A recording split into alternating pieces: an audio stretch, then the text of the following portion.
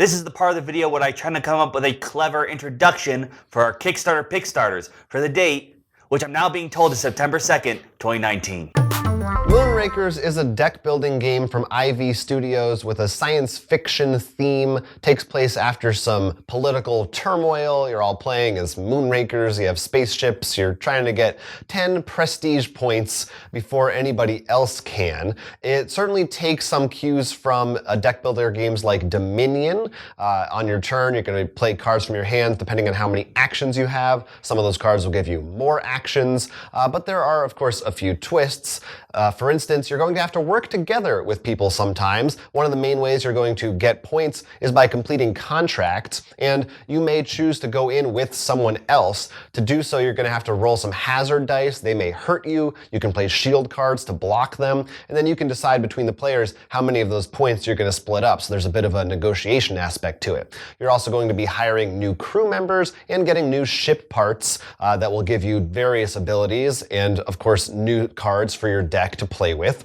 Some interesting stuff, and in general, I just think that the look and feel of it, it's very slick, it's cool, the design and the components look solid. I thought that this was a game that you would definitely be interested in, Will, because I know you love deck builder games. I do, and I will say this is actually one that I missed during my searching of Kickstarters. This occasionally happens when somehow we each find something that the other did not see. But I mean, as you said, deck building always is an thing that where I just go on. And I'm curious about that having to work together mechanics. It's cool. You get to collaborate. You're not, you are still competitive, but maybe you have to work together sometimes. This one goes for $55. If you like deck building games, take a look. Moonrakers. Gray Fox Games marches on the field with After the Empire. In this game, you are trying to protect your fiefdom, your own little plot of land, from invaders. This is sort of a tower defense game mixed with a worker placement. This has the classic tower defense where there'll be different kinds of invaders. I think the main ones are like foot soldiers versus archers. And you will build up your little kingdom with actual little plastic walls, some of them which are wood, and then stone if you can upgrade to that. You also get soldiers to put on these walls to help defend your fortress from being destroyed. However, there's also the worker placement to get resources or refugees into your thing. So it's also sort of a town building aspect too. So in between these invasions, you're going to be trying to build up resources of people, maybe like surgeons who can heal people, carpenters, maybe buildings that either provide more resources or make it harder for your walls to be destroyed. So to me, this adds that little extra difference besides just build up your walls and your guns to kill off the invaders. I like that sort of more civ building aspect to it. Yeah, that's cool. I mean, we've seen a few tower defense games from Board Game World, and yeah, it's always nice to have something that makes it stand out from the rest, and it's different from what you can just get in a video game version. This is all mostly minis, and the Kickstarter exclusive version, I think the walls stay the same regardless of version you get, the walls and towers, but the soldiers I'm pretty sure are cubes actually in the retail version, as well as the invaders are maybe pogs or something like that.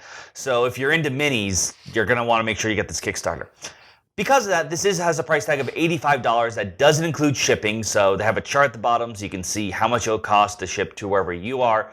But I do love this idea of tying the tower defense with a worker placement and building aspect, and I think that makes it sort of stand out above the rest. For our next pick, we're going much smaller. This game has no minis. It has no boards. It has only 9 cards. It is called Orchard from Side Room Games, and it's a little mini solitaire game, and it is about you trying to grow different types of fruit represented by dice. The way it works is each card has some tree symbols on it, and one will be up at the start of the game, and you're going to, from your hand, be able to play a new tree type that will cover up and overlap some of those symbols if you have matching symbols for that card. When you overlap a matching symbol, then you place the die of the proper color. They represent apples, pears, and I forget what the third fruit is, maybe plums or something like that. And yeah, plums are good. And if you overlap multiple cards, then the die value will increase each time you do that. So you'll get more points, more fruit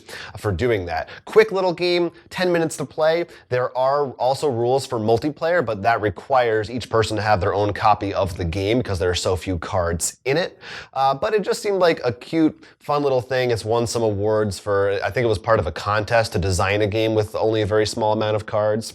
And it looked cool, and it only goes for $12. So I mean, a lot of these small games, I think while they might not be like the replay value of Twilight Eclipse, where you can just hours upon hours something.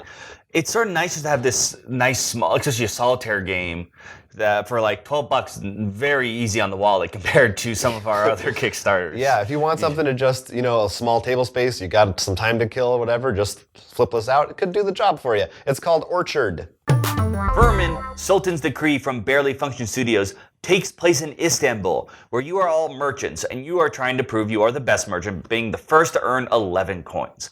This doesn't sound too difficult, and the board itself is a simple layout, but there is a lot of strategy. To earn coins, you can either complete quests, which will require a lot of resources, or you can visit the bazaar, where you can trade in multiple resources to possibly get a coin. But those resources you trade in stay there, and on your turn, if you go there, you may actually choose not to get the coin, but instead take all the resources. So similar to the weird rule people have for free parking, that can sort of build up and maybe question whether you can get a lot more resources than maybe that one coin. There's also other spaces as well, the other little effects. The other cool one is a deck of cards, which not only gives you first player, but can give you a card with ability that may make everyone lose a coin but you, or everyone gets one resource, including you, but you get some extra ones as well. So nothing too complicated, but I just thought the simple function just sounded like a very fun sort of resource management and plotting your moves in advance of depending on how other people are planning their actions. So in particular, that bazaar, I just love that idea of I don't know if it would count as push your luck, but deciding whether you take the resources there or go for the adding resources to the pile to get the victory point, so to speak. Yeah, maybe you're pushing some kind of luck. Yeah. We could stretch that definition if we want to. This game only goes for $28, so on the lower end of the, I would say, medium light game, so check it out. And here's something new you can add to your library. It's the Board Game Book Volume 2.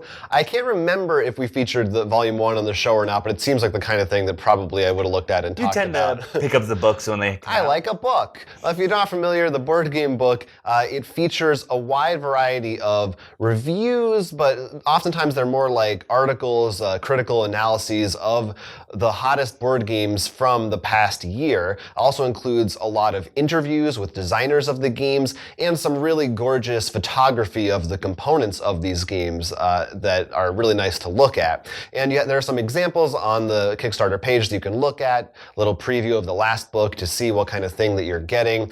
So the kind of thing that just seems like a really great coffee table book, a nice way to maybe get people who don't know about board games to see some of the stuff that make them sound cool, and just to recap, the kind of the hot games that have come out from the last year and remember, oh yeah, this year this came out or whatever. I do think these books are interesting adds to a shelf because we're still, I think, a very big growing hobby that's just starting, I think, to go into the mainstream. So I think things like these are helpful additions to our hobbying world. Yeah, absolutely. There aren't a ton of resources for this type of criticism or discussion of games like there are for movies or other mediums. Someday we'll get a college class. Yeah, I bet there is one. Well, let us know if there is. But you can check out the Board Game Book Volume 2. It's $17 for a PDF ebook version, $25 for the hardcover. These were the gorgeous picks we've decided to show you this week. There is one other we'd like to mention, and that's Solar Storm. This, of course, is not in the regular format because we did a whole separate video for that. You can check that out and see our thoughts on that there. But until then, let us know if there's anything you missed or whether you're going to back the small solo game, maybe read a book, or going to go on those heavy mini games. Yeah, so any of those things sound good to me. I'm Jonathan. I'm Will. And this has been Roll for Crit's Kickstarter Pickstarter. Catch the latest from Roll for Crit by liking and subscribing and supporting us on Patreon. You're not a hidden traitor, are you? Come on, like us.